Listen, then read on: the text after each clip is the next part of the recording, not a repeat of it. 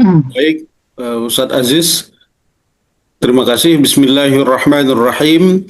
Assalamualaikum warahmatullahi wabarakatuh. Waalaikumsalam. Waalaikumsalam warahmatullahi wabarakatuh.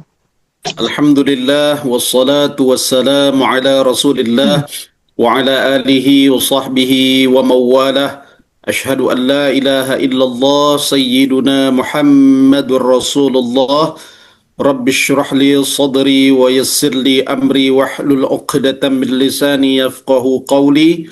Subhanaka la ilma lana illa ma 'allamtana innaka antal alimul hakim. Amma ba'du.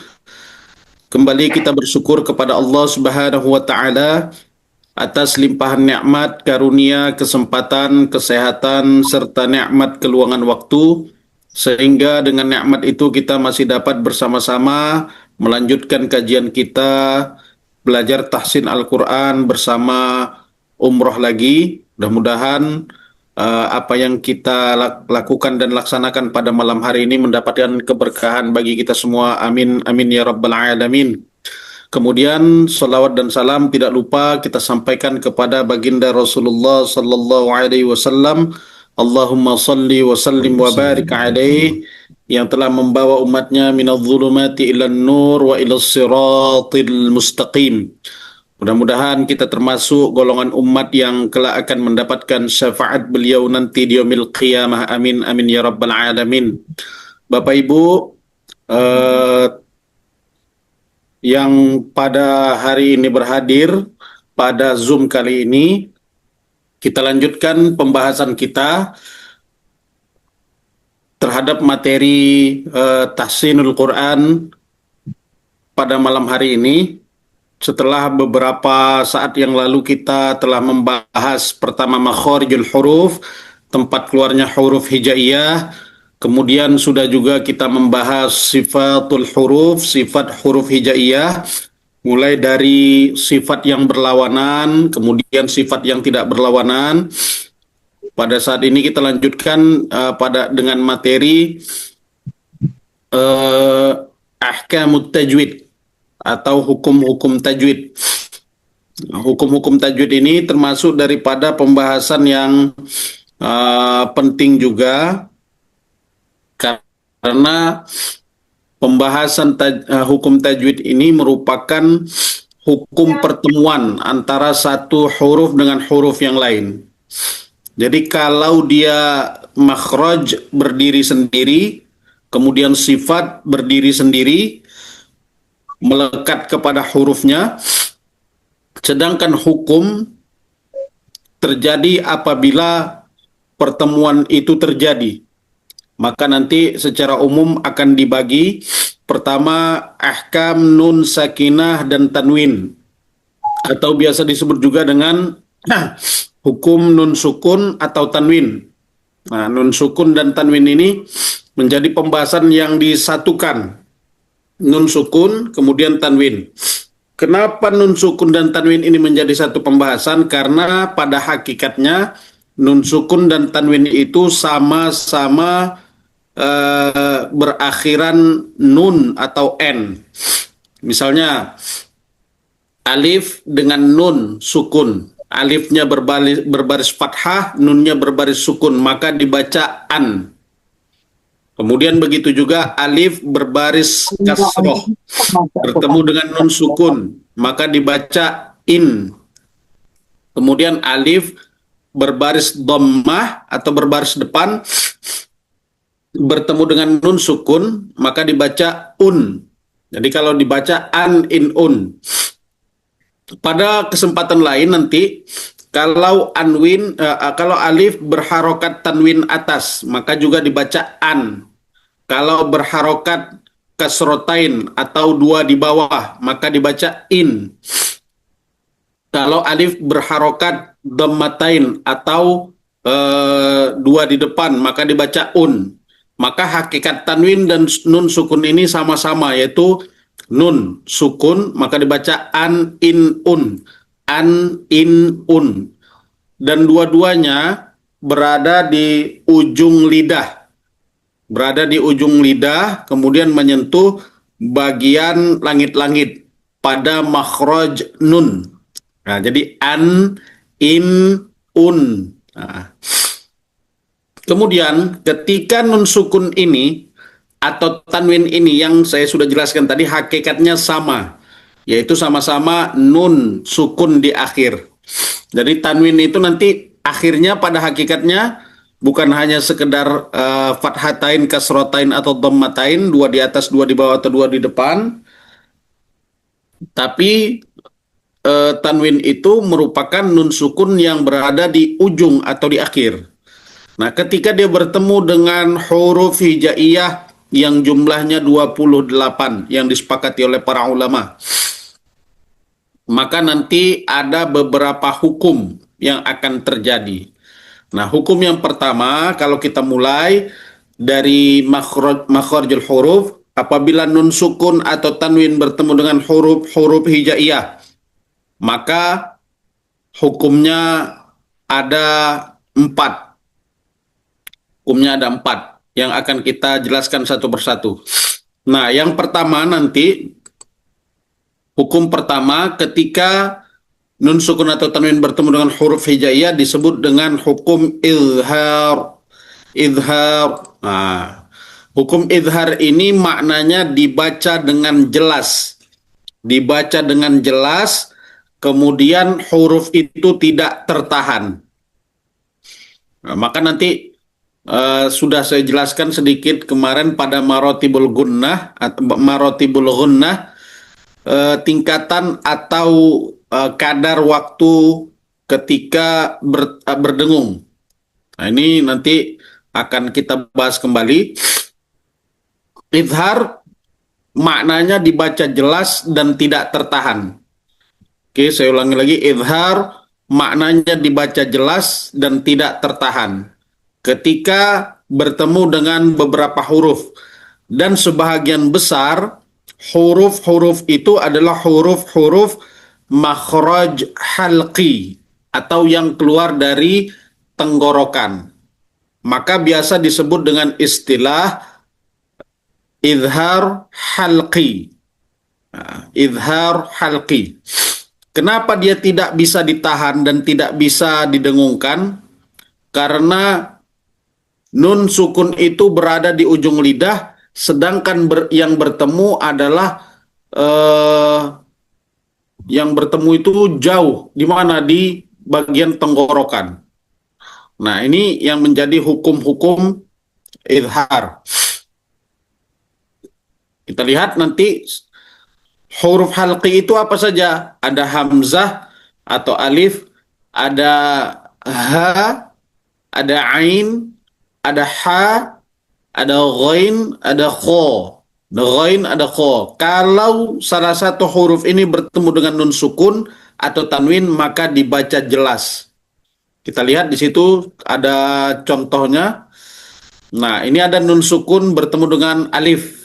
Nun sukun bertemu dengan alif. Maka cara membacanya dijelaskan dan tanpa ditahan. Kita baca man amana. Man amana. Tidak ada tahannya, tidak ada sesuatu yang ditahan cukup lama. Tidak boleh ditahan man amana. Nah, ini tidak diperbolehkan karena dia harus dijelaskan. Man amana. Ini tidak diperbolehkan. Harus sesegera mungkin meninggalkan makhraj nun.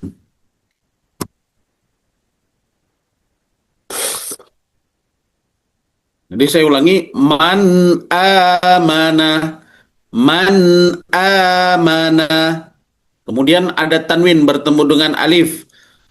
Rasulun, rasulun amin, rasulun amin. Kemudian ada nun sukun bertemu dengan ha. In huwa, inhu, inhu, in huwa, in huwa.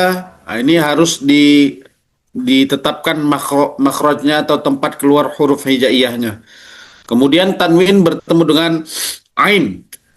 Sami'un, sami'un a, Sami'un alim. Sami'un alim. Begitu juga ada tanwin bertemu dengan huruf kha. Jadi qaumun kha, qaumun, qaumun, qaumun, qaumun khasimun, qaumun khasimun, qaumun khasimun. Kemudian ada tanwin berbaris bawah atau tanwin kasratain, juruqin, juruqin, juruqin har, juruqin har, juruqin har. Ini adalah hukum-hukum yang berkaitan dengan idhar yang dibaca jelas tanpa ditahan. Ini yang pertama, apabila nun sukun atau tanwin bertemu dengan salah satu huruf halqi. Saya kira cukup jelas, tinggal mengulang-ulang saja terkait dengan idhar ini. Kadang kesalahannya adalah karena melihat huruf setelahnya, kita seringkali menahan nun sukun atau tanwin.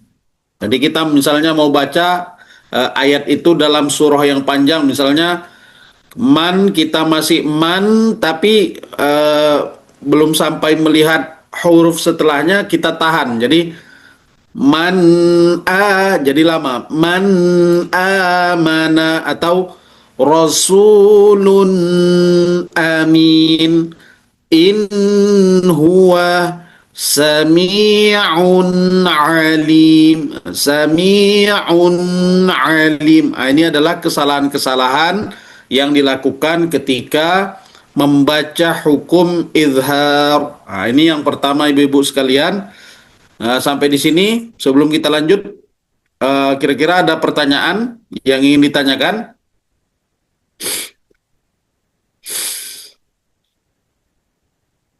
Kalau tidak ada, berarti kita lanjut saja. Kita lanjut pada hukum yang kedua, ya Ibu.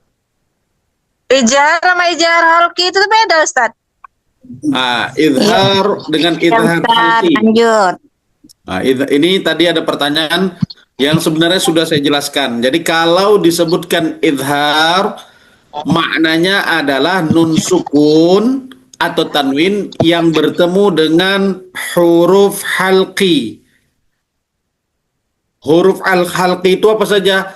Hamzah, ha, ain, ha, ghain, kho.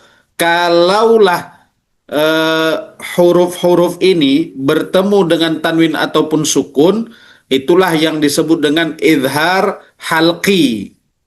Jadi sama sebenarnya Ibu. Jadi kalau ditanya apakah berbeda atau sama, jawabannya adalah sama.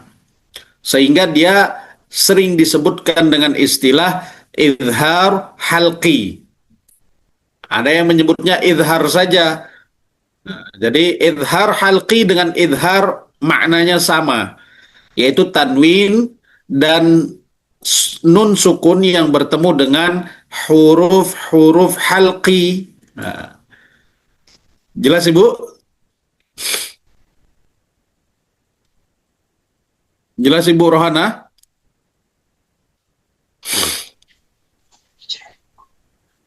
Jelas, Ustaz. Ya. Jelas. Jadi kalau ada yang menyebutnya izhar halqi, maknanya sama sebenarnya dengan makna izhar. Cuman dia lebih menjelaskan atau lebih menegaskan kalimat halqi yang menjadi pertemuan antara nun sukun atau tanwin bertemu dengan huruf halqi. Nah, hukum yang kedua, apabila nun sukun atau tanwin ini bertemu dengan 6 huruf, yaitu ya, waw, mim, nun, lam, ra. Ya, waw, mim, nun, lam, ra. Nah, hukumnya itu disebut dengan idgham. Idgham. Apa makna idgham? Ini banyak orang yang keliru memaknai arti daripada idgham. Ada yang menyebutnya idgham itu maknanya berdengung. Nah, ini salah. Jadi makna idgham artinya memasukkan atau meleburkan, bukan berdengung. Kalau memasukkan atau meleburkan. Iya, memasukkan atau meleburkan itu makna idgham. Jadi perlu eh, kita koreksi kembali, makna idgham bukan berdengung. Nah, kemudian idgham ini secara lafaznya ketika dibunyikan ada yang menimbulkan dengung, ada yang tidak menimbulkan dengung. Makalah disebut dengan idgham bil ghunnah atau idgham ma'al ghunnah, ada idgham bila ghunnah. Nah, dari pertemuan idgham itu ternyata ada yang berdengung, menimbulkan dengung, ada yang tidak menimbulkan dengung. Ustaz Aziz bisa di atas, kembali ke atas tadi. Ini kok ada tanda-tanda merah nih Ustaz Aziz. Oke. Nah, kita lihat ada idgham ma'al ghunnah atau idgham bil ghunnah. Hurufnya itu ya, waw, mim, nun.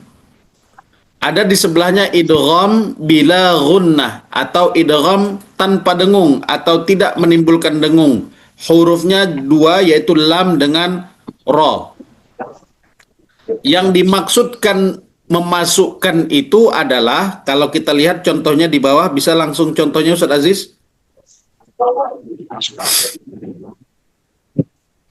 Nah, misalnya seperti ini, kan ada tanwin kasroh bertemu dengan ya. Tanwin kasroh bertemu dengan ya. Maka yang dimaksudkan idgham itu adalah tidak sempurnanya huruf mim.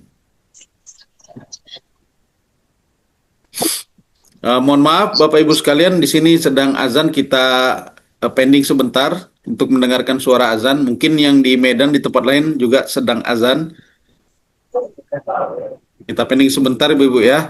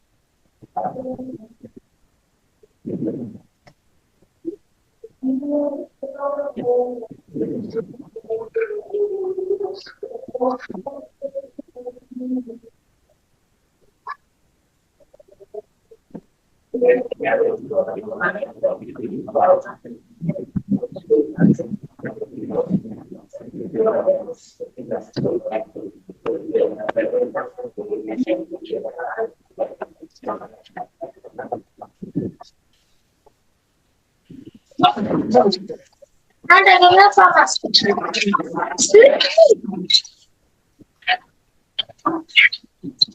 Cut ya. Ya.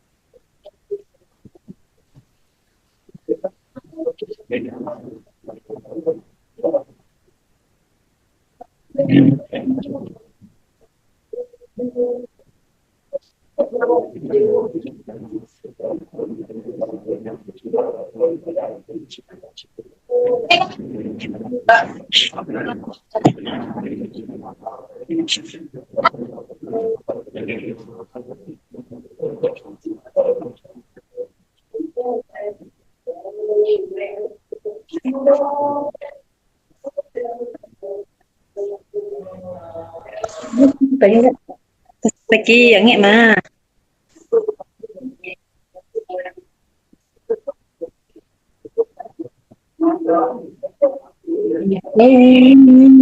لقوم يؤمنون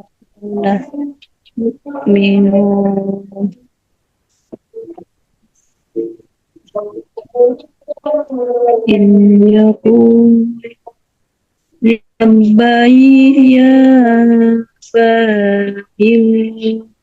يا بينا هذا للمتقين من دابهم من ربهم غفور رحيم.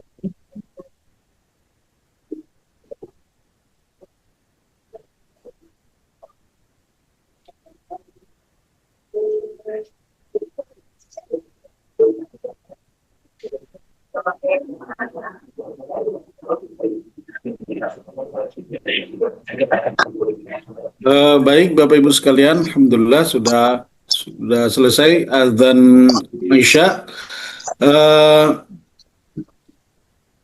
Terkait dengan makna idgham itu nanti dijelaskan sebenarnya makna idgham tadi saya sebutkan meleburkan atau memasukkan sehingga huruf yang bertemu itu tidak benar-benar terbaca atau tidak benar-benar sampai pada makhrajnya karena bertemu. Misalnya di situ kita sebutkan ada kasrotain atau dua di bawah yang bertemu dengan huruf ya, maka nanti tidak dibaca liqaumin. Tidak dibaca liqaumin yu'minun. Nah, jadi liqaumin yu'minun itu adalah bacaan izhar. Nah, sehingga nanti dibaca liqaumi. Tidak sampai ke nun. Liqaumi. Langsung ke ya. Liqaumi. Nah, pertemuan ini karena ini termasuk daripada contoh idgham bil gunnah, ketika bertemunya inilah yang menimbulkan dengung. Jadi liqaumi mi itulah yang menyebabkan suara dengung. Liqaumi yu'minun liqaumi yu'minun. Atau pada contoh selanjutnya ada nun sukun bertemu dengan ya, tidak dibaca in yaqulu atau tidak didengungkan pada nunnya saja. Misalnya in yaqulu, tidak, maka dia nanti dileburkan atau diidghamkan dan menimbulkan gunnah, dan gunnahnya itu pada pertemuannya itu. Jadi iyaqulu.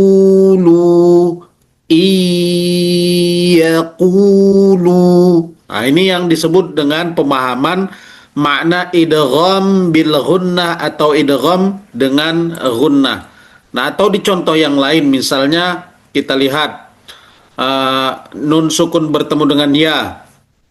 Misalnya faman ya'mal, dalam ayat faman ya'mal mithqala dzarratin itu ya.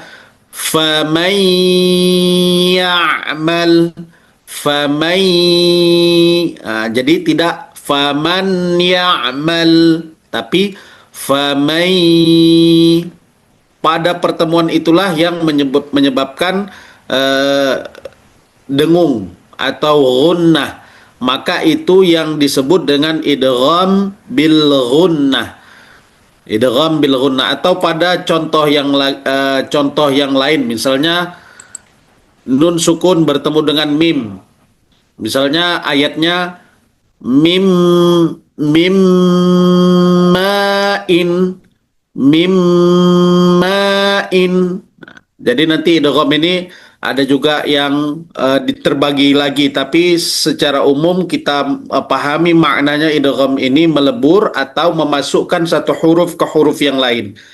Jadi tidak dibaca min ma'in atau min ma'in, tapi mim ma'in. Atau nanti dalam contoh lain juga bisa kita baca eh, nun sukun bertemu dengan waw. Misalnya bacaannya min waliyi. Min waliyi. Ketika dimasuki hukum idgham tidak lagi dibaca min waliyi, tapi miu miu, dengungnya pada pertemuannya. Miu waliyi, miu waliyi. Inilah yang dimaksudkan dengan idgham bil gunnah.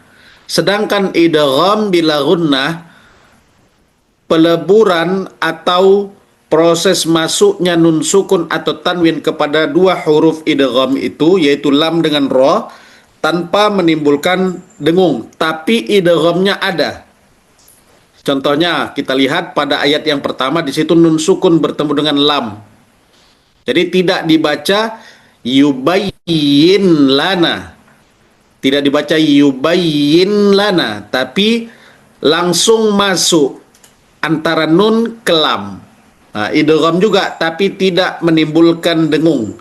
Yubayyin lana, tidak boleh ditahan dan tidak boleh didengungkan, tidak boleh dibaca yubayyin lana, tapi yubayyin lana. Atau tanwin bertemu dengan lam, tidak dibaca hudan lil muttaqin, tapi hudan lil muttaqin. Nun sukun bertemu dengan ra, tidak dibaca min rabbihim atau mir rabbihim, tidak, tapi dia mir rabbihim, mir rabbihim, langsung. Pada contoh terakhir kita lihat ada tanwin dhammatain, ghafurun rahim, tidak dibaca seperti itu, tidak dibaca idhar, tidak dibaca ghafurun rahim, tapi dibaca ghafurur rahim, ghafurur rahim. Inilah yang dimaksudkan dengan idgham. Maka nanti pemahaman kita, idgham memasukkan atau meleburkan. Akibat dari pertemuan idgham ini ada yang menimbulkan gunnah, maka disebut dengan idgham bil gunnah. Ada yang tidak menyebabkan gunnah atau dengung, namanya idgham bila gunnah. Hurufnya 4, ya, waw, mim, nun yang berdengung atau ada gunnahnya, sedangkan yang tidak berdengung lam dengan ra. Ini hukum yang kedua. Sedangkan hukum yang ketiga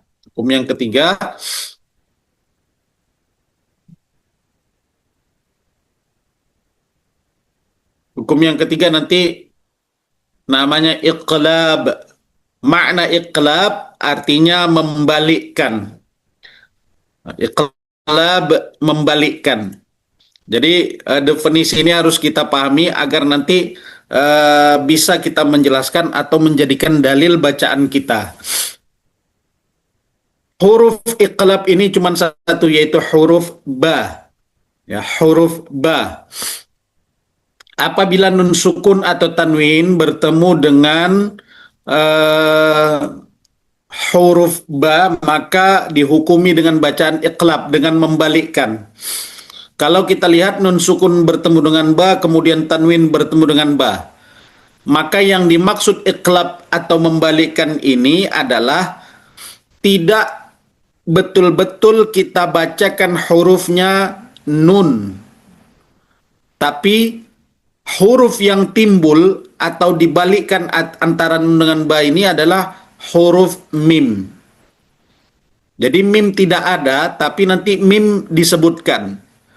Jadi cara membacanya tidak min ba'di, tidak pula didengungkan min ba'di, tidak diidharkan min ba'di, tidak diidghamkan min ba'di, tapi diiqlabkan, muncul huruf mim. Maka cara membacanya mim mim mim ba'di, mim ba'di, mim bukan min tapi mim ba'di.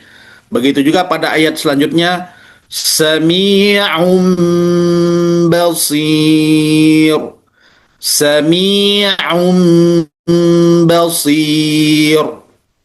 Nah, contoh yang lain misalnya nanti ini sami'un basir, ada nanti sami'an basira, sami'an basira. Inilah yang dimaksudkan dengan membalikkan huruf. Mimnya tidak dituliskan tapi dibacakan akibat pertemuan nun sukun atau tanwin bertemu dengan huruf ba. Nah, yang terakhir nanti hukumnya namanya ikhfa. Sisa daripada huruf idhar, huruf idgham dengan huruf iqlab yang tidak disebutkan, maka dia nanti akan masuk kepada huruf-huruf ikhfa. Nah, ikhfa ini maknanya menyamarkan bacaan. Menyamarkan bacaan. Jadi kita tidak betul-betul menyebutnya, tapi samar-samar. Jadi kalau bisa nanti dibagi menjadi dua. Nah, ikhfa ini di dalam ilmu tajwid atau ahkamut tajwid dibagi menjadi 3 bagian. Yang pertama, ini jarang juga dijelaskan, pembagian hukum ikhfa. Yang pertama, ikhfa itu nanti yang membedakannya nanti mungkin cara membacanya begini. Ada ikhfa hakiki, ada ikhfa syafawi. Nah, ikhfa hakiki itu nanti pembahasannya sebenarnya berbeda, tapi ikhfa itu nanti ada, nah ini pembagian ikhfa. Nah, ada ikhfa aqrab, ya, ada ikhfa aqrab, ikhfa yang dekat. Hurufnya itu ta, da, to, ta, da, to. Nanti ada lagi banyak ya, cuman nanti disebutkan satu persatu. Nah, untuk memudahkannya begini, kita buat ikhfa yang paling jauh dulu. Ikhfa yang paling jauh itu nanti apabila nun sukun atau tanwin bertemu dengan huruf qaf dengan kaf. Namanya ikhfa ab'ad. Ikhfa yang jauh. Nah, ini yang pertama boleh dicatat, ikhfa ab'ad.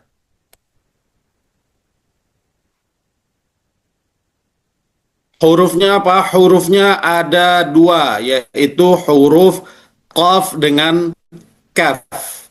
Qaf, kaf. Nah,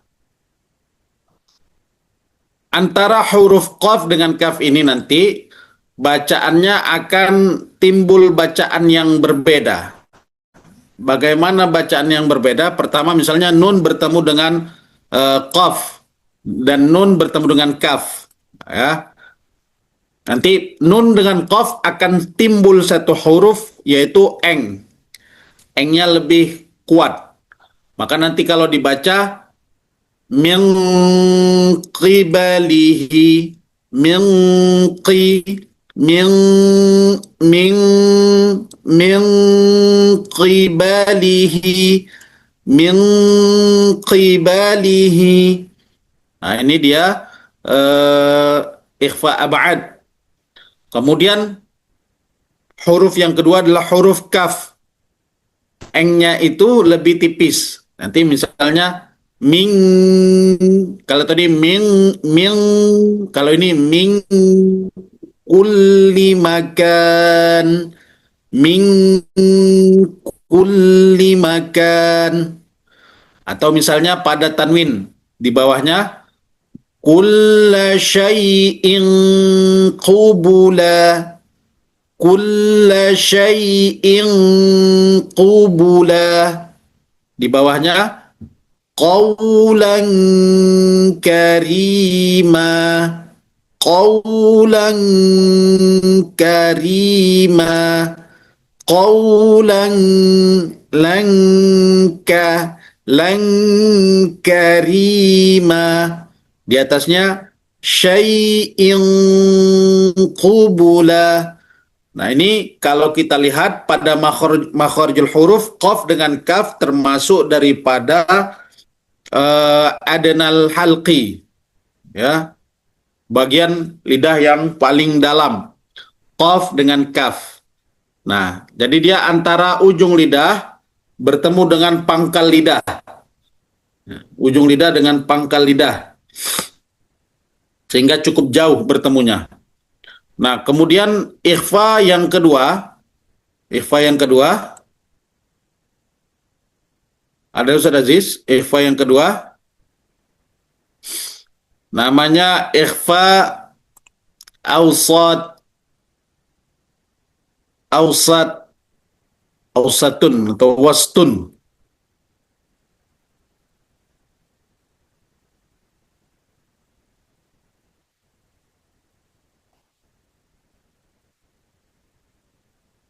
Nah, ini dia, kita lihat ikhfa awsat. Ada hurufnya di situ, ada tha, jim, zai, dha, ada sin, ada shin, ada sad. Nah, ini kita lihat huruf-hurufnya. Nanti bisa di-searching juga ikhfa awsat, yaitu pertengahan. Nah, untuk yang pertengahan ini tidak bisa dikebawakan lagi, Ustaz Aziz.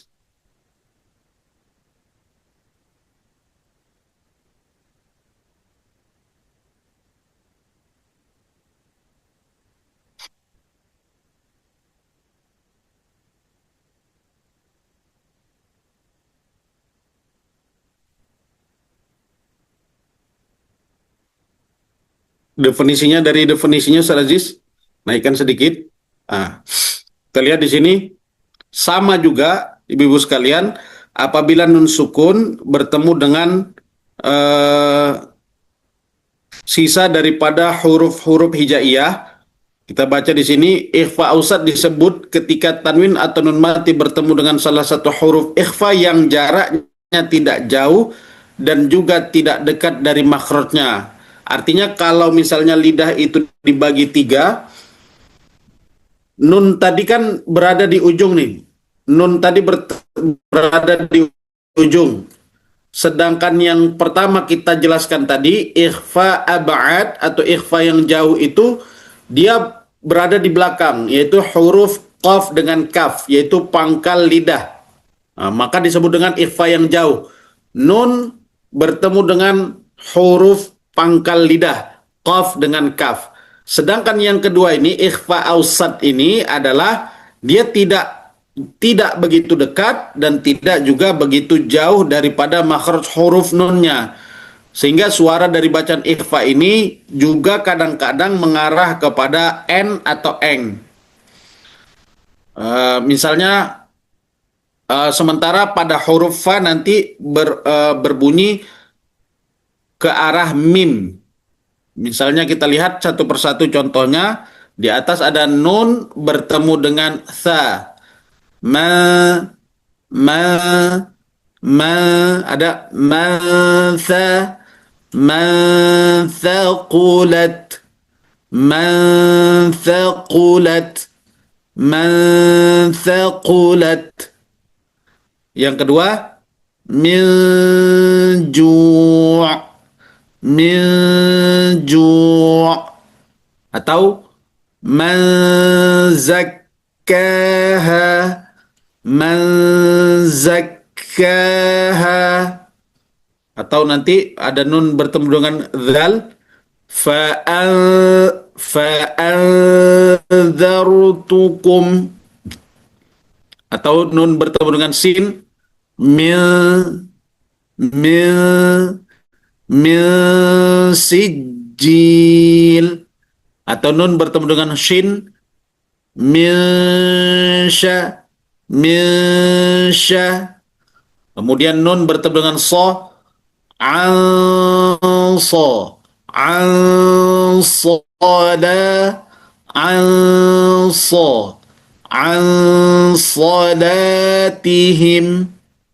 Kita lihat di sampingnya dengan tanwin jami'an, jami'an, thumma, jami'an, thumma, atau hubban, hubban jamma, atau di bawahnya yauma idzin, yauma idzin, yauma idzin zurqa, yauma idzin zurqa, kullu nafsin dha, kullu nafsin dha'iqah, siratan sawiyya, siratan sawiyya. Di bawahnya jabbaran jabbaran syaqiyya. Di bawahnya saffan saffa, saffan saffa, quwwatin dha'fa, quwwatin dha'fa. Di bawahnya lagi Ustaz Aziz. Nanti di situ kita tengok di situ dot mil mil dhari', mil dhari', afala yanzurun, mil, ini yang mil fat, mil fat. Ini kalau dia huruf fa mengarah ke mim, seolah-olah mim, tapi tidak betul-betul mim. Jadi tidak dibaca mim, mim fadlihi. Ini dia mim, dia sedikit terbuka. Ada yang memang berpendapat apabila nun sukun bertemu dengan fa tertutup. Tapi yang kami pelajari dia sedikit terbuka, sedikit saja terbuka. Jadi min fadlihi, min fadlihi. Ini yang perlu diperhatikan kalau tanwin bertemu dengan fa atau nun sukun bertemu dengan fa. Di bawahnya kita lihat kul wa kullu fiha, wa kullu fiha dhillan dhalila, dhillan dhalila. Nah, ini ikhfa yang termasuk awsat, tidak begitu jauh, tidak begitu dekat. Nah, kalau yang jauh tadi sudah kita lihat, yang jauh yaitu qaf dengan kaf, ini yang awsat, yang paling banyak, yang pertengahan, tidak terlalu jauh dan tidak terlalu dekat. Nah, yang terakhir Ustaz Aziz, yang di atas tadi ikhfa aqrab. Ya. Ikhfa aqrab yaitu ikhfa yang dekat sekali dengan huruf nun. Kalau nun makhrajnya itu ujung lidah menyentuh langit-langit, sedangkan ta da to, ta da to itu makhrajnya kan ujung lidah menyentuh tempat tumbuhnya gigi seri. Jadi tinggal turun aja dia sedikit. Kalau misalnya ini bagian langit-langit, ujung lidah menyentuh daging, turun sedikit saja. Ta, da, po. Ta, da, po. Nun, ta, da, po. Sehingga akrab, sangat-sangat dekat. Nah, bagaimana cara membacanya? Kalau tanwin atau nun mati bertemu dengan huruf-huruf ikhfa yang jaraknya lebih dekat dengan pengeluaran huruf dari huruf hijaiyah dan makhrajnya huruf nun, dalam bahasa lain disebut dengan huruf ikhfa, yaitu suara yang dikeluarkan ikhfa kubra atau akrob ini mendekati dengan bunyi N. Dan juga suaranya berdengung kemudian ditahan dalam 2 ketukan. Jadi misalnya nun sukun atau tanwin bertemu dengan ta. Misalnya di sini kita lihat contoh di yang pertama ada kasrotain bertemu dengan ta. Min ni'matil tujza, min ni'matil tujza, dakkan dakkan dakka, dakkan dakka, min tilqa, min min tilqa, tapi tidak langsung min, dia digantung. Ya, tidak boleh langsung min tilqa, min tilqa, tidak, tapi min min min digantung ya, ibu-ibu sekalian, min tilqa, min dunihi, min dunihi. Inilah hukum ikhfa yang kadang-kadang harus betul-betul kita samarkan bacaannya. Inilah yang dimaksudkan dengan samar. Jadi misalnya tadi kalau min tilqa atau yang terakhir ini nun bertemu dengan po, min tin, tidak min tin, tapi min digantung min tin. Sa'idan tayyiba, sa'idan tayyiba. Jadi digantung, tidak langsung menyentuh. Nah, dari 4 huruf ini sudah kita bahas terkait dengan marotibul ghunnah. Kalau ditanyakan apakah semuanya berdengung, tentunya jawabannya semuanya akan berdengung. Kenapa? Karena dia melalui rongga hidung nun sukun dan tanwin. Nun sukun dan tanwin itu pasti melalui rongga hidung. Sehingga kalau nanti disebutkan idhar pun juga ada dengung, tapi sangat-sangat sedikit sekali. Bukan berarti idhar maknanya berdengung, tapi dia melalui khayshum atau melalui rongga hidung sehingga ada dengungnya, tapi sangat-sangat sedikit sekali. Nah, di antara 4 ini yang paling lama durasi dengungnya pertama adalah idgham bil ghunnah. Ini yang paling lama durasi dengungnya. Kemudian yang kedua adalah ikhfa. Ini yang nomor 2 ikhfa. Kemudian yang ketiga iqlab. Kemudian yang terakhir adalah idhar.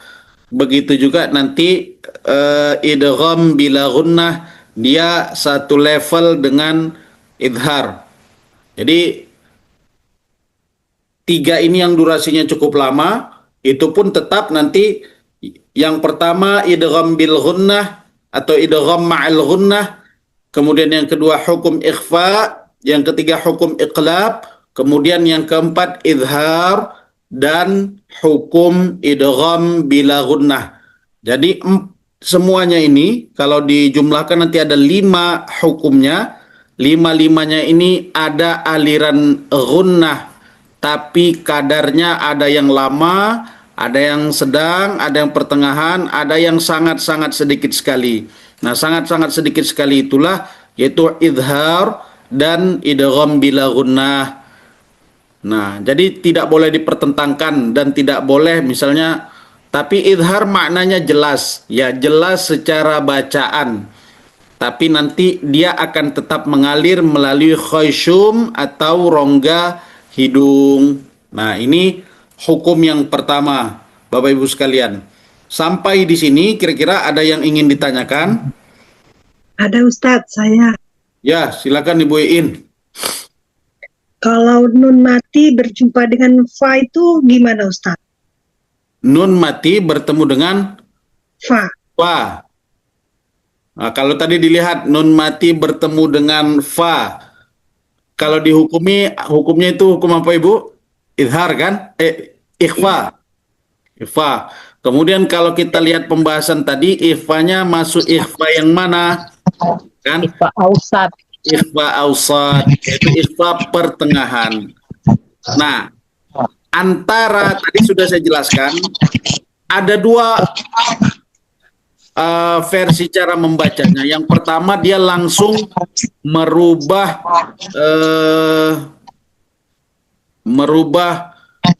nun sukun ini menjadi mim yang sempurna. Mim yang sempurna maksudnya dia misalnya mengatupkan dua bibirnya. Bisa lihat Ustadz Aziz tadi yang fa, ikhfa ausat contohnya.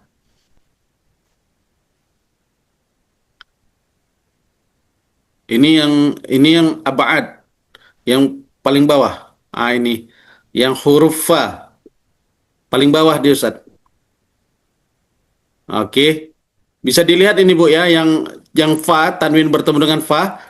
Nah, ini ada yang membacanya mil mil nah, mil fadlihi yang ditimbulkan adalah huruf mim. Tapi ada yang mengatupkan secara sempurna. Jadi dibaca gini. Mim mim mim fadlihi atau kullum fiha. Tapi yang saya pelajari tidak dibenarkan mengatupkan seluruh bibir. Tapi dia membuka sedikit. Dibuka sedikit, walaupun dia seperti tertutup, tapi agak ada rongga yang keluar. Misalnya, min fadlihi, min fadlihi, wa kullu fiha. Jadi dia ada sedikit rongga, tidak betul-betul tertutup. Tapi nanti yang betul-betul tertutup itu nanti ada pendapat yang lain. Tapi yang paling masyhur yang dipelajari adalah tetap memberikan rongga pada huruf mim yang dihasilkan antara tanwin bertemu dengan fa yang merupakan huruf ikhfa. Jadi paham Ibu ya? Jadi dia agak sedikit terbuka. Coba Ibu coba baca. Ini ya. Bismillahirrahmanirrahim. Watakunul jibalu kal ihnil manfus. Manfus. Nah, itu tadi berarti kalau misalnya Ibu mengatupkan semua manfus. Sebagian ya Ustadz. Hah? Sebagian ya Pak Ustadz. Dia tidak sebagian Bu, tapi terbuka sedikit. Jadi manfus terbuka sedikit. Nah, Manfus. tidak Gitu, Pak Ustadz. tidak betul-betul tertutup Bu. Jadi Manfus. ke makhraj fa-nya itu dia kan, tapi kan Ya, seolah-olah kan dia tertutup deh Bu ya. Tapi Ya, kita berikan ruang. Nah, ini yang saya maksudkan. Jadi tidak betul-betul tertutup. Jadi manfus ada ruang. Ya, syukran Ustadz. Ya Ibu, jazakillah. Ada lagi Bapak Ibu sekalian? Di antara 4 hukum yang sebenarnya ini sudah sering kita lihat dan sering kita praktekkan sebenarnya, tapi kadang-kadang penjelasan yang kurang jelas menyebabkan kekeliruan di dalam membaca hukum-hukum ini. Padahal ini juga termasuk daripada hukum yang wajib ditunaikan ketika membaca Al-Quran. Sehingga nanti Bapak Ibu, kalau misalnya suara kita kurang bagus atau kurang bisa melakukan bacaan, selama makharijul huruf, sifatul huruf, dan ahkamut tajwid dibaca dan dipraktekkan dengan baik, insya Allah dia akan bernada atau bertingkat bacaan Al-Quran kita. Nanti satu lagi mad. Jadi tidak semuanya panjang, tidak semuanya pendek, tidak semuanya kebablasan panjangnya. Maka mad ini juga diatur, ada 6 harokat, ada 4 harokat, ada 2 harokat. Nah ini juga akan menjadi patokan sehingga bacaan Al-Quran seseorang itu berirama tanpa mengharuskan menambahkan lagu-lagu yang ya kalau dia memang bisa melakukan bacaan-bacaan Al-Quran baik ya. Ada nanti soban, nahwan, jiharka dan lain sebagainya. Tapi kalau kita yang masih berusaha membenarkan bacaan, nah ini akan menjadi tingkatan-tingkatan bacaan. Yang lain, Bapak Ibu sekalian yang ingin apa? Yang ingin bertanya?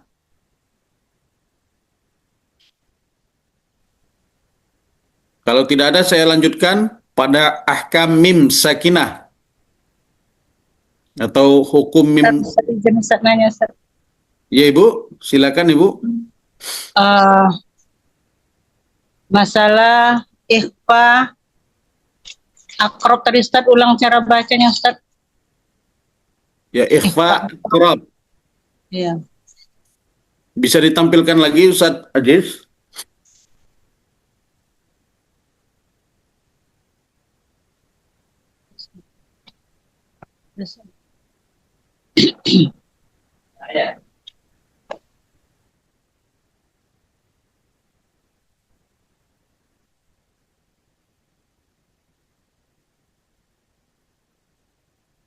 Tidak Ustaz Aziz? Terus saya cari saja bentar ya contohnya. Nah ini dia. Nah ikhfa akrab ini dia nanti secara bacaan dia lebih dekat kepada huruf nun. Lebih dekat, tapi tidak betul-betul nun yang sempurna. Tetap dia ada makna ikhfa yang disamarkan. Jadi ikhfa yang disamarkan pada huruf nun dan bertemu dengan huruf-huruf ikhfa akrab. Nah, sebelumnya begini, terkait dengan ikhfa yang akrab ini, kenapa dia disebut dengan akrab? Karena memang makhrajnya yang sangat-sangat berdekatan Ibu ya. Nun atau tanwin yang pada hakikatnya adalah nun sukun itu berada di ujung lisan, bertemu dengan langit-langit. Turun sedikit ke bawah, lisan kita itu bertemu dengan tempat tumbuhnya gigi seri. Nah inilah tempat keluarnya 3 huruf yaitu ta, da, to. Ta, da, to. Sehingga nanti kalau dia dibaca, pertemuan-pertemuan ini menimbulkan sedikit dekat kepada huruf nun. Bagaimana cara membacanya? Misalnya di sini min ni'matin, tapi tidak betul-betul min ni'matin tin tujza. Nah, tidak sempurna nunnya, tapi min ni'matin hampir dekat nun, tapi tidak sempurna nunnya. Tujza. Kemudian pada contoh yang kedua, dakka, dakka. Tidak juga sempurna. Misalnya kalau yang sempurna itu dakkan, dakka. Atau tidak dibaca sa'idan thayyibah. Sa'idan thayyibah. Tidak dibaca seperti itu, tapi sa'idan thayyibah. Dakkan dakka. min ni'matin tujza. Kemudian di bawahnya sedikit turun Ustaz Aziz. Min tilqa min dunihi min tin. Kurang lebih seperti itu bacanya Ibu. Tidak betul-betul sempurna nunnya, tapi mendekati huruf nun. Karena kalau nanti misalnya dia disempurnakan nunnya, maka dia sama seperti idhar. Maka kita kalau dibaca misalnya min tilqa, berarti kan min tilqa, berarti dia sempurna nunnya. Atau min dunihi, min dunihi itu salah. Kenapa salah? Karena dia sempurna nunnya.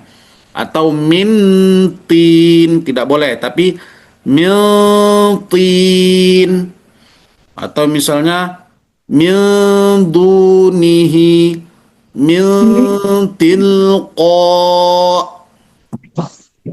Kira-kira seperti itu, Ibu. To ini huruf isti'la ya Ustaz. To huruf isti'la. Jadi saya pernah diajari tebalkan sikit katanya gitu. Miang gitu Ustaz, miang tin gitu dia ngajari saya. Ketebalannya itu Bu, ketebalannya bukan pada hukum tapi pada makhraj. Jadi cara membacanya kalau dia tebal itu gini. Milti, dengan menurunkan rahang bagian bawah. Jadi menurunkan rahang ke bawah. Jadi milti, sama seperti misalnya ghasiqi. Salah. Kenapa? Qaf kan huruf isti'la Ibu kan? Ya. Ketika dia berbaris bawah tetap ada karakter yang tebal sehingga cara membacanya ghasiqi, dengan menurunkan rahang bawah. Ghasiqin idza waqab. Jadi to gitu juga. Tetap itu ikhfanya dijalani dulu hukumnya. Miltin. Nah, itu tebalnya. Bukan di hukumnya, Bu. Ya. Pak, tapi pada makhraj to-nya. Jadi milti. Jadi tidak boleh miltin, tidak, tapi ada seolah-olah ketebalannya itu nampak isti'lanya. Salah membaca. Milti.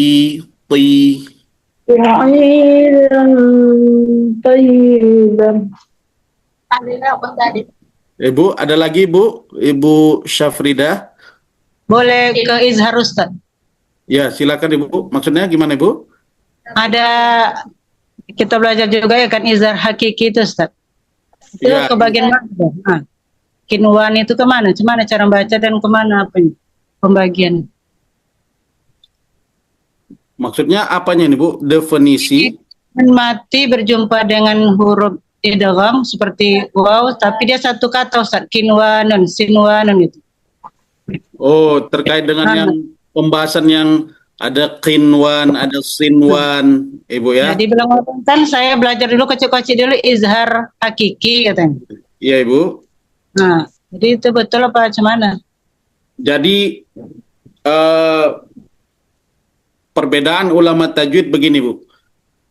Hukum ini apabila terjadi pertemuan antara satu kalimat dengan satu kalimat. Seperti contoh ini Bu ya. Miltin. Ya Ibu ya. Nah, ini dalam bahasa Arab dia dua kalimat. Min satu, tin satu. Jadi kalau diterjemahkan min tin ini adalah dari tanah. Min dari tin tanah. Maka dia dari tanah. Maka dua kalimat. Maka itulah hukum yang yang dihukumi dalam tajwid. Sedangkan satu kalimat. Misalnya qinwan, nun sukun bertemu dengan waw. Atau sinwan, nun sukun bertemu dengan waw juga. Atau misalnya contoh lain, dunia. Ya, dunia. Dunia Ibu ya, nun sukun bertemu dengan ya. Iya. Nah, ini kalau ditarik kepada hukum tajwid kan seolah-olah dia nun sukun bertemu dengan waw, nun sukun bertemu dengan ya. Iya. Nah, apakah ini juga menjadi satu yang harus dihukumi seperti hukum-hukum idgham? Nah, pendapat yang paling masyhur mengatakan dia tidak dihukumi, Bu. Kenapa tidak dihukumi? Dia malah diizharkan secara hakiki, maka namanya izhar hakiki. Maka tidak ada orang baca dunia, ad-dunya, ad-dunya, nggak bisa. Tapi dunia. Nah, ini yang disebut dengan izhar hakiki. Dia dijelaskan. Sama nanti misalnya contoh hadis Ibu ya, kita mau baca hadis. Hadis ini kan dia ada tanwin, ada hukumnya ini begini Bu ya. Maka nanti boleh nggak baca hadis tanpa hukum tajwid? Boleh, berarti kita membacanya itu diizhar halqikan, diizhar hakikikan. Maksud saya. Jadi dia tidak melalui hukum. Jadi kalau orang baca hadis itu tidak seperti baca Al-Qur'an.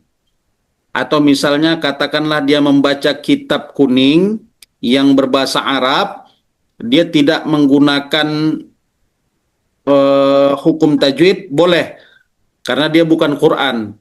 Atau misalnya ada orang yang bersenandung bersolawat, ya kan, dia tidak menggunakan hukum tajwid, dia tidak salah dan tidak dihukumi berdosa karena dia di luar Al-Quran. Nah, Al-Quran ini makharijul huruf, sifatul huruf, kemudian hukum tajwid wajib ditunaikan. Begitu juga misalnya ada orang berdoa, Ibu ya, berdoa. Selama doa itu tidak maksur bil Quran, artinya kan nanti ada doa-doa yang dia berdasarkan daripada ulama. Ulama ini, ulama ini, ulama ini. Nah, dia tidak berlandaskan kepada Al-Quran, kecuali misalnya dia mau baca Rabbana atina fid dunya hasanah, itu kan maksur bil Quran, dia diambil dari Al-Quran, kemudian dijadikan doa, maka itu wajib ditunaikan hukum tajwidnya, ditunaikan hukum hukum makharijul huruf, sifatul huruf. Misalnya kita dengar ada si Polan itu meninggal, maka apa yang kita baca, Bu? Kalau dengar orang meninggal, Innalillahi wa inna ilaihi raji'un. nah, kalau yang kita baca itu kita maksudkan Al-Quran, harus tepat makharijul huruf, sifatul huruf, tak boleh salah-salah. Berarti berdengongnya Ustaz, innalillahi gitu. Dengong. Ya, itu kan ayat Al-Quran itu Bu ya. Iya, iya, Tapi kalaulah kita maksudkan itu adalah zikir, ya tetap, misalnya kalau yang kita maksudkan itu zikir, berarti kan zikir boleh nggak sesuai dengan, boleh nggak tidak sesuai dengan makharijul huruf? Boleh. Kalau baca sholawat boleh nggak tidak sesuai dengan hukum tajwid? Boleh. Karena di luar Al-Quran. Tapi ya itu tadi, sebaiknya kalau misalnya kita mau baca innalillahi wa inna ilaihi raji'un sesuai dengan makharijul huruf, sifatul huruf Ibu ya. Inna lillahi wa inna ilaihi raji'un. Ini agak sulit juga nih Bu. Kenapa? Karena dia memang kita ambil dari Al-Quran. Maka di luar Al-Quran silakan Bapak Ibu baca, diizharkan secara hakiki. Itu namanya izhar hakiki. Boleh tidak, kalau tanwin bertemu dengan ya boleh boleh tidak didengungkan. Nah, terkait dengan pertanyaan Ibu Saprida tadi, itu tadi Bu, perbedaannya kalau dia satu kalimat dibaca izhar hakiki menurut pendapat yang masyhur, tidak boleh tidak boleh didengungkan. Nah, masalah sinwan dengan qinwan ini menjadi ikhtilaf ulama tajwid. Dia boleh nggak ditanwinkan, boleh atau boleh nggak ditanwinkan atau boleh ditanwinkan. Nah, sebagian mengatakan boleh ditanwinkan, tapi saya mengikut pendapat yang dia termasuk karena satu kalimat, seperti kalimat dunia tadi tidak didengungkan. Maka dibaca dengan idhar hakiki. Jelas Ibu ya. Jadi perkara satu kalimat atau dua kalimat saja. Jazakumullah khairan. Wa iyyaki jazakillah. Yang lain Ibu? Ya Ini Ustaz, boleh tajwid ini memang menarik Ibu ya. Jadi bertanya Ustaz? ya Ibu. Boleh bertanya? Ya, silakan Ibu, Ibu Eti. Ini kan tadi itu masalah tadi. Kalau misalnya di dalam ada buku Barzanji itu Ustaz. Itu Ya Ibu, berjanji kenapa Ibu?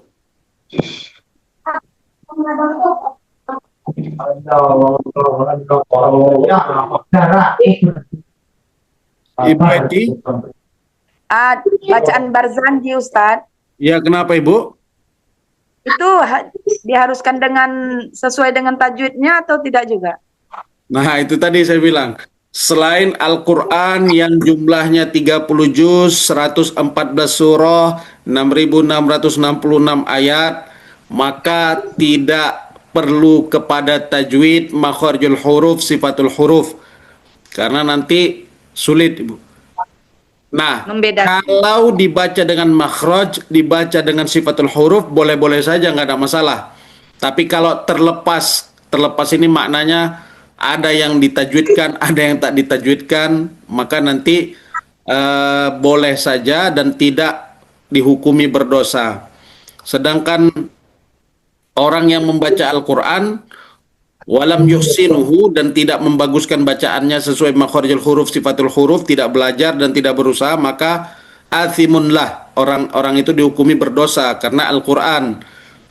Nah, sedangkan yang bukan Al-Quran, katakanlah berjanji. Nah, ini dikarang oleh Syekh Zafar Al-Barjanji. Isinya adalah Al-Madhulin Nabi, memuji-muji Nabi dengan kalimat-kalimat, kemudian menceritakan cerita-cerita Nabi, kisah-kisah Nabi, mulai dari masa kandungan sampai masa baginda Rasul itu wafat. Maka cerita-cerita ini sebenarnya bahasa Arab Ibu. Jadi orang Arab pun kalau ngomong dia tak pakai idgham, tidak pakai ini, ya kan? Kaifa hal. Jadi tidak pakai makhraj, kadang tidak pakai hukum juga. Nah, sebenarnya ini tulisan yang ditulis. Misalnya watamma hamluhu syahrani tufiyat abuhu bimadinatil munawwarati.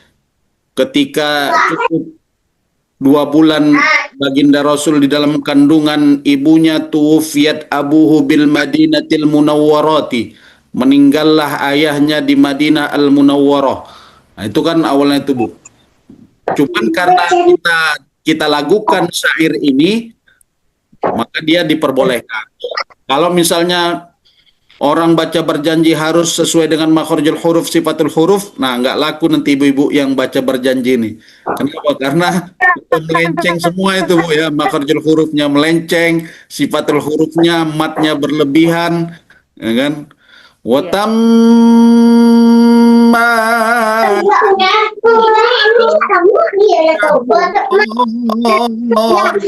panjang-panjang betul ini matnya kan. Tufiyat abuhu bil madinatil munawwarah. Tambah-tambah pula matnya. Maka nanti kalau wajib sesuai makharijul huruf, sifatul huruf, bisa nggak dapat job nanti ibu-ibu berjanji ini. Kenapa? Karena tidak sesuai Ibu ya. Apakah mereka dihukumi berdosa? Jawabannya tidak, karena bukan Al-Quranul Karim. Begitu Ibu. Baik Ustaz, terima kasih. Sama-sama Ibu. Kemudian begitu juga menyambung pertanyaan Bu Eti tadi, misalnya azan. Azan ini kan panjangnya tidak sama orang azan ini Bu. Ada yang nafasnya panjang, dia panjang betul. Ada yang pendek, dia pendek betul. Bahkan nanti yang keliru orang yang memperdebatkan kalimat naum pada sholat subuh itu, ada yang dipanjangkan, ada yang dipendekkan, ada yang tidak terlalu panjang. Seperti saya jelaskan pada pertemuan yang lalu, misalnya Ada yang membaca naum itu panjang. As-salatu khairum minan naum. Panjang. Kemudian ada yang membaca pendek saja. Solatnya pula yang dipanjangkan. As-salatu khairum minan naum. Solatnya panjang, naumnya pendek. Nah, berdebatlah, naumnya wajib panjang, ada naumnya wajib pendek. Nah, kita sudah baca dan sudah jelaskan, kalau dia dipanjangkan boleh, kalau dipendekkan juga boleh secara makhraj. Di luar daripada itu, karena itu bukan Al-Quran, silakan baca, mau panjang silakan, mau pendek juga silakan. Mau cepat boleh, mau pendek juga boleh. Tapi sebaik-baik panggilan itu panggilan yang disenangi. Orang itu sukanya baca suara azan yang yang enak didengar, makhrajnya pas, lagunya enak didengar sehingga orang semangat untuk sholat. Nah, itu pula dia fungsinya, Bapak Ibu sekalian. Jadi di luar Al-Quran maka hukum tajwid atau makharijul huruf, sifatul huruf bisa saja tidak diberlakukan dan tidak dihukumi berdosa. Tapi kalau diberlakukan juga dihukumi baik atau hasan, ahsan. Yang lain Bapak Ibu? Assalamualaikum Ustadz, izin bertanya. Waalaikumsalam ya Ibu. Ya, ini kadang ada Ustadz bacaan dalam tahlil itu kalimat tasbih Subhanallahi wa bihamdihi. Kadang kan dilakukan di bihi, dinya kan di situ jadi mat, jadi panjang. Sementara kok dalam tulisan kan nggak ada mat bihi itu Ustadz. Itu apakah merusak arti juga? Apakah berdosa Ustadz? Ya ini tadi Bu, karena subhanallah wa bihamdihi ini kan kalau kita lihat zikir-zikir yang ma'thur bil Quran, zikir yang dia memang dirujuk daripada kalimat-kalimat Al-Quran, maka sebaiknya bacaan itu disesuaikan dengan makharijul huruf, sifatul huruf. Nah, karena dia di luar daripada Al-Quran secara sempurna, masuklah dia kepada bacaan tahtim, tahlil, dan lain sebagainya. Bahkan yang lebih parah ini Bu, baca Yasin secara berjamaah, dipimpin oleh yang ya ibu-ibu yang model-model gitu. Tidak sesuai dengan makharijul huruf karena mengikuti irama lagu. Termasuklah tadi seperti itu Bu ya, subhanallah wa bihamdihi, dinya panjang padahal dalnya tidak panjang. Kalau secara makna nanti akan bisa merubah daripada maqasid kalimah, karena dalam bahasa Arab itu berbeda harokat, berbeda huruf, berbeda makna, berbeda huruf, berbeda makna, berbeda harokat, berbeda makna. Ini yang dimaksud dengan kalimat-kalimat bahasa Arab. Sehingga nanti kalau ditanya apakah bisa merubah makna, tentu bisa Ibu ya. Tentu bisa merubah. Kenapa? Karena bisa jadi berubah makhraj, kemudian berubah harokat. Kemudian apakah dihukumi berdosa? Ini wallahu alam. Tapi secara zahir kita lihat kalau udah salah lah bacaan, mudah-mudahan diperbaiki sebenarnya. Kalau dihukumi berdosa, saya belum berani menghukuminya Ibu, berdosa atau tidak berdosa. Karena itu tadi. Karena kalau dihukumi berdosa orang yang salah, setelah diberitahukan, nah bisa jadilah Bu. Misalnya gini Bu, contohnya dalam pendekatan kita baca Al-Quran tanpa belajar, pasti memungkinkan adanya kekeliruan dan kesalahan dalam bacaan kita kan Bu. Kita baca Quran nih Bu, kita tak pernah mentalakkikan atau tidak pernah mentasmikan bacaan kita. Kita baca tanpa pernah kita mempelajarinya, tanpa kita pernah mendengar penjelasan terkait dengan hukum-hukumnya, kita baca. Maka akan memungkinkan kita untuk salah di dalam membaca. Maka kalau dipertanyakan apakah orang seperti ini dihukumi berdosa, itu juga kita berat menghukumi berdosa. Kenapa? Karena dia baca Quran. Nah, nanti kalau dibilang ini berdosa kau nih, kenapa? Karena bacaanmu kesalahan, tak pernah pula kau belajar.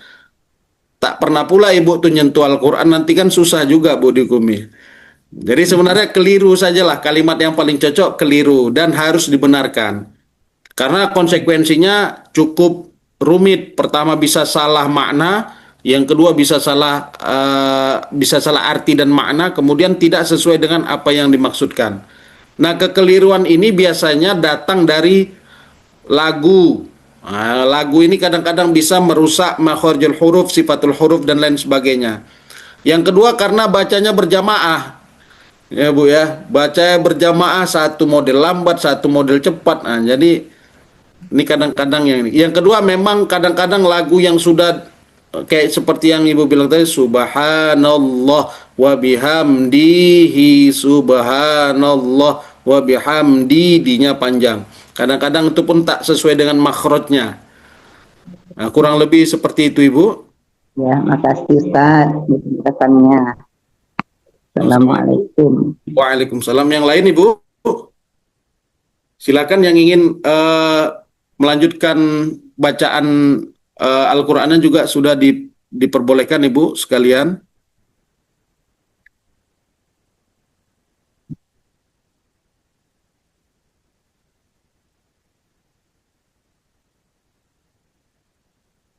Ya, silakan Ibu Ruqyah. Saya Pak Ustadz. Assalamualaikum Pak Ustadz. Waalaikumsalam Ibu.